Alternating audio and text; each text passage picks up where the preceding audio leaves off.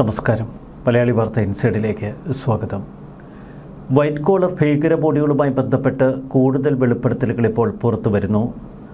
ഇന്ത്യയുടെ അന്വേഷണ ഏജൻസികൾ അതിശക്തമായ തലത്തിൽ അന്വേഷണം മുന്നോട്ട് കൊണ്ടുപോകുന്നതിനിടയിലാണ് കൂടുതൽ വെളിപ്പെടുത്തലുകൾ ലഭിക്കുന്നത്. രാജ്യത്താകെ സ്ഫോടനം നടത്തുക എന്ന ലക്ഷ്യത്തോടെ വിപുലമായ ഒരുക്കങ്ങളാണ് ഇവർ നടത്തിയത്. മറ്റ് നിരവധി രാജ്യങ്ങളിൽ നിന്ന് രാസവസ്തുക്കളടക്കം ഇന്ത്യയിലേക്ക് കടത്തിക്കൊണ്ടുവന്നു.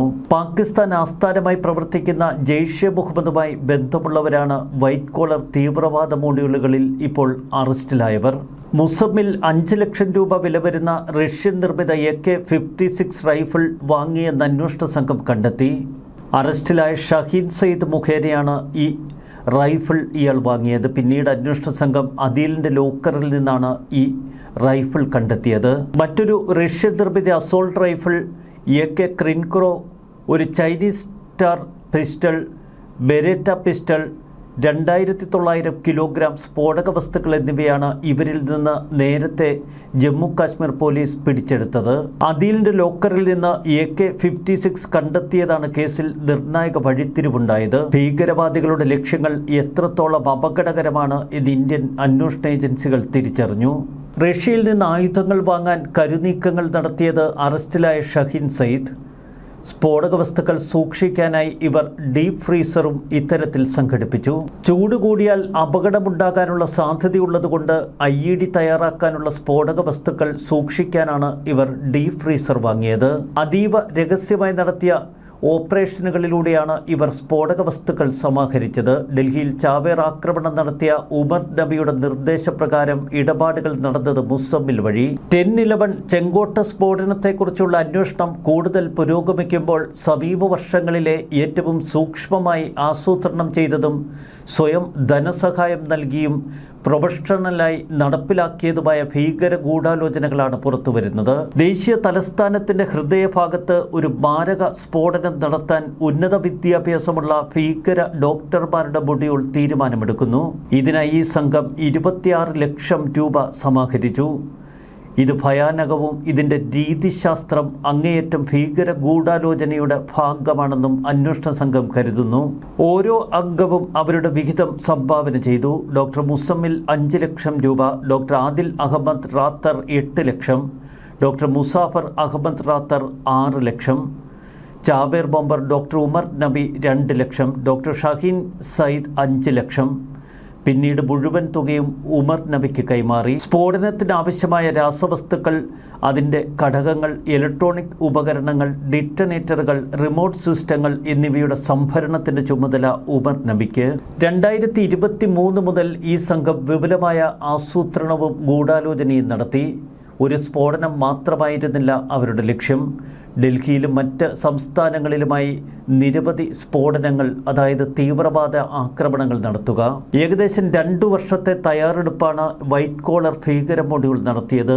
ഇതുവരെ NIA നടത്തിയ അന്വേഷണങ്ങളിൽ ഇവരുടെ ഉത്തരവാദിത്തങ്ങൾ വ്യക്തമായി വിഭജിക്കപ്പെട്ടിട്ടുണ്ടായിരുന്നു എന്ന് കണ്ടെത്തി. അമോണിയം നൈട്രേറ്റ്, യൂറിയ, മറ്റ് രാസവസ്തുക്കൾ എന്നിവ സംഭരിക്കുന്നതിനുള്ള ചുമതല മുസമ്മിലിന് നൽകി.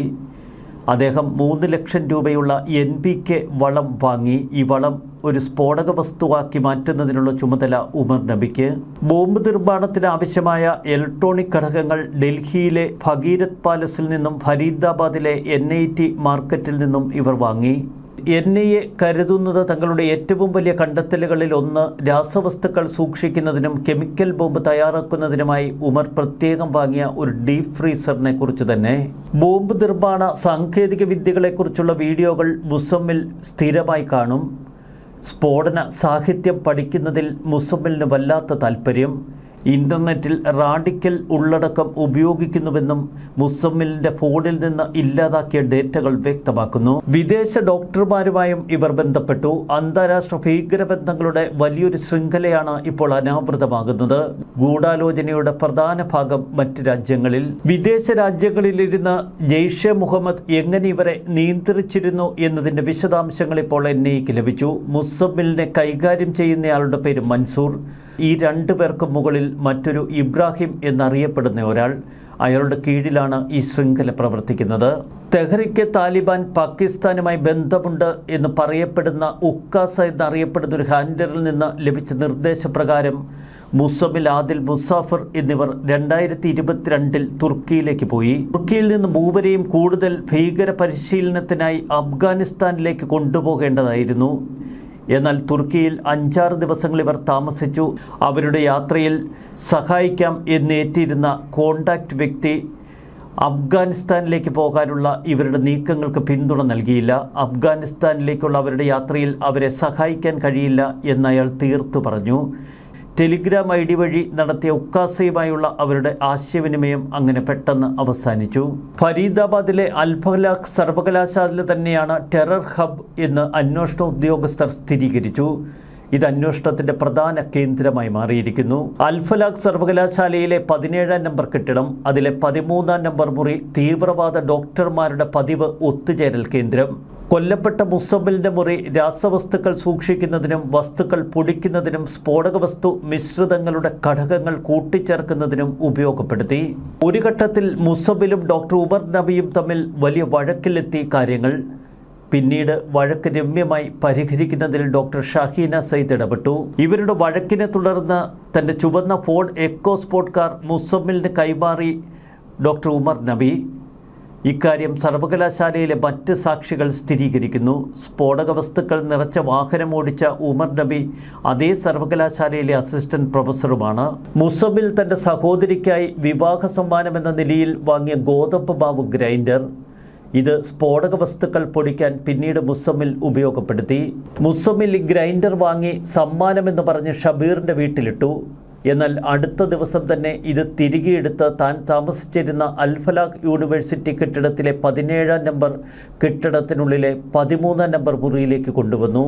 യൂറിയയും മറ്റ് രാസവസ്തുക്കളുമൊക്കെ ഈ ഗ്രൈൻഡർ ഉപയോഗിച്ചാണ് ഇയാൾ പൊടിച്ചത്. ഇതേ മുറിയിൽ നിന്ന് തന്നെ ഏജൻസികൾ 360 കിലോഗ്രാം സ്ഫോടക വസ്തുക്കളാണ് കണ്ടെത്തിയത്. ബോംബ് മിശ്രിതം തയ്യാറാക്കിയിരുന്നത് ഈ ഗ്രൈൻഡർ ഉപയോഗിച്ചാണ്. അറസ്റ്റിലായ പ്രതികളുടെ മൊബൈൽ ഫോണിൽ നിന്ന് ഡേറ്റകൾ അത്രയും അവർ നശിപ്പിച്ചിരുന്നു. എന്നാൽ ഈ ഡേറ്റ വീണ്ടെടുത്തുകൊണ്ട് അന്വേഷണത്തിൽ ഒരു നിർണായക ഘട്ടത്തിൽ എത്തി നിൽക്കുന്നു NIA. ജെയ്ഷെ മുഹമ്മദ് തലവൻ മസൂദ് അസറിൻ്റെയും അസർ എന്ന മറ്റൊരു ഭീകരൻ്റെയും ഐസിസ്, ജെയ്ഷെ മുഹമ്മദുമായി ബന്ധമുള്ള നിരവധി ഭീകരരുടെയും തീവ്ര പ്രസംഗങ്ങൾ ഉൾപ്പെടെ നിരവധി ഇല്ലാതാക്കിയ വീഡിയോകൾ, ഫയലുകൾ, ഓഡിയോ ക്ലിപ്പുകൾ എന്നിവ വിദഗ്ധർ കണ്ടെത്തി. മുസമ്മിലിൻ്റെ ഫോണിൽ നിന്ന് മാത്രം മുസമ്മിൽ കളഞ്ഞ 200ഓളം വീഡിയോകൾ ഇപ്പോൾ കണ്ടെടുത്തു. ഇതിൽ ബോംബ് നിർമ്മാണ സാങ്കേതിക വിദ്യകളെയും ഭീകര പരിശീലനത്തെയും കേന്ദ്രീകരിച്ചുള്ള 80ഓളം വീഡിയോകൾ.